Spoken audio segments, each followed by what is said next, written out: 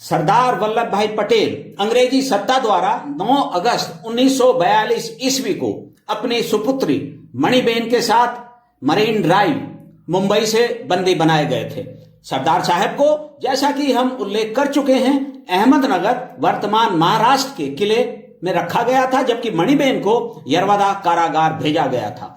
अपने अपने राजनीतिक उद्देश्यों की पूर्ति के लिए मुस्लिम लीग सहित अनेक राजनीतिक संगठनों ने भारत छोड़ो आंदोलन का विरोध किया था। अधिकतर देशी राज्यों के शासकों ने भी अपनी अपनी सत्ता के अस्तित्व के ब्रिटिश शासन में ही बचे रहने की आशा से अगस्त क्रांति का विरोध किया था।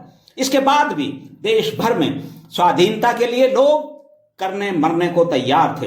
विदेशी सत्ता के प्रति जनाक्रोश की स्थिति को लोगों द्वारा देश भर में 3500 स्थानों पर रेल पटड़ियां उखाड़ फेंकने से जाना जा सकता था। 9 अगस्त 1942 ईस्वी की प्रातःकाल से ही सरकार द्वारा क्रूर दमन चक्र प्रारंभ कर दिया गया था। केवल दिल्ली में ही पुलिस द्वारा जनता को भयभीत करने के उद्देश्य से 2 दिनों में 47 बार फायरिंग की गई थी।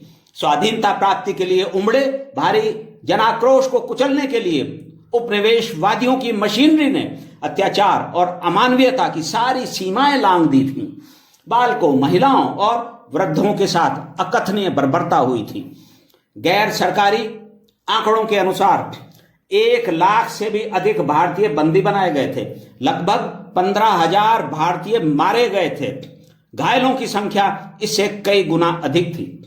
वह सब मातृभूमि की स्वतंत्रता के लिए देशवासियों में आई अभूतपूर्व जागृति का, जिसमें स्वयं सरदार वल्लभ भाई पटेल की बड़ी भूमिका रही थी, परिणाम था।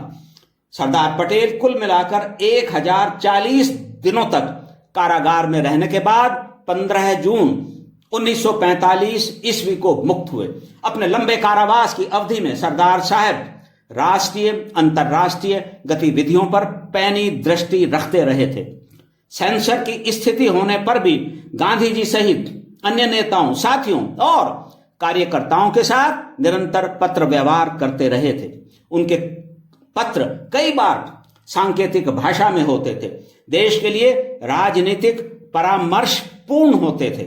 सेंसर अधिकारी उनके सांकेतिक परामर्श तत्व को समझ ही नहीं पाते थे। उस समय के उनके पत्र व्यवहार का जो अति मूल्यवान है और हिंदी के साथ ही गुजराती एवं अंग्रेजी भाषाओं में उपलब्ध भी है, सभी देशवासियों को शुद्ध हृदय के साथ आज भी अध्ययन करना चाहिए। देश और देशवासी कारागार की अवधि में भी हर पल प्राथमिकता से उनके हृदय और मस्तिष्क में रहते थे। ऐसे थे निष्काम कर्म योगी सरदार वल्लभ भाई पटेल।